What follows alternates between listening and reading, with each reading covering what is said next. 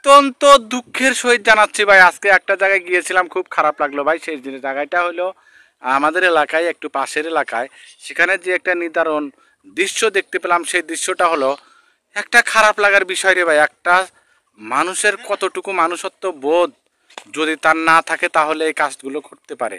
সেটা হলো একটা মানুষ বিয়ে করেছে, তার দুইটা সন্তান আছে। একটা সন্তানের বয়স 7 বছর, আর আরেকটা সন্তান একটু ছোট। কিন্তু সে কি করলো, ওই ছেলেটাকে আহ, রেখে অন্য একটা ছেলের সাথে ওই মেয়েটা চলে গেছে।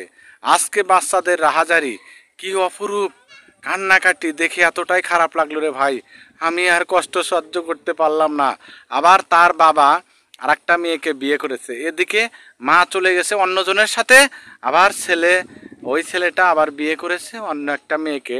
আজকে একটা ছেলে 7 বছর বয়স, আর একটা বাচ্চা যার বয়স মাত্র 3 বছর, সেই দুইটা সন্তান রেখে মা বাবা চলে গেল।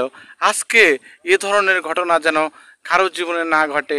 আর এই বাবা মা কত যে পাষাণ মনের হলে, আমরা তো মানুষ, আমাদের মধ্যে তো মানুষত্ব বোধ থাকতে হবে। আসলে যাদের মধ্যে মানুষত্ব বোধ নাই, যাদের মধ্যে বিবেক বলতে কোনো কিছু নাই, আপনার কি কোনো বিবেক নাই ভাই? আপনারা যারা এই কাজগুলো করেছেন, একটা এত খারাপ লাগলো রে ভাই, যা ভাষায় প্রকাশ করতে পারলাম না। দুটা সন্তানকে রেখে মা বাবা চলে গেল। কেন মা বাবা চলে গেল এই জিনিসটা বুঝতে পারলাম না, খুব খারাপ লেগেছে ভাই। আপনারা জানে এ ধরনের কোনো কাজ কেউ যেন কখনো না করেন, এবং কারোর জীবনে যেন এ ধরনের ঘটনা না ঘটে, যে তার পিতামাতা থাকা সত্ত্বেও তিনি তার পিতামাতার সাথে কথা বলতে পারছে না। পিতামাতা অন্যজনের ঘরে নিয়ে তারা নিজের সুখ আধিপত্য বিলাস করে নিজেরা সুখে আছে। এই সুখ শান্তি কপালে টিকবে না, এই সুখ শান্তি আপনাদের থাকবে না। এই সুখ শান্তি থেকে রেখে কিন্তু আপনাদের একদিন চলে যেতে হবেও পারে। ওই বাচ্চা দুটার কি হবে আপনারা কি একবার ভেবেছেন? আপনারা কি কখনো ভেবে দেখেছেন যে বাচ্চা দুটার কি হবে? ওই বাচ্চা দুটা কার কাছে যাবে, বাচ্চা দুটা কার কাছে থাকবে? অথচ ওই বাচ্চা দুটার নানির বাড়িতে তার নানা নেই, তার নানি আছে। দাদার বাড়িতে তার দাদা দাদি আছে, কিন্তু দাদা দাদি তাদের নিচ্ছে না।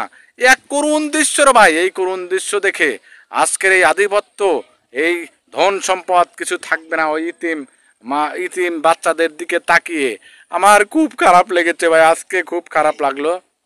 আর এ ধরনের কাজ কেউ করবেন না, কেউ করার চেষ্টা করিয়েন না। ছেলে মেয়েদের ইতিম বানাবেন না। আর যখন কেউ কাউকে ইতিম বানাবেন, তখন বুঝে নেবেন এই টাকা পয়সা ধন সম্পদ দিয়ে আপনার কি হবে।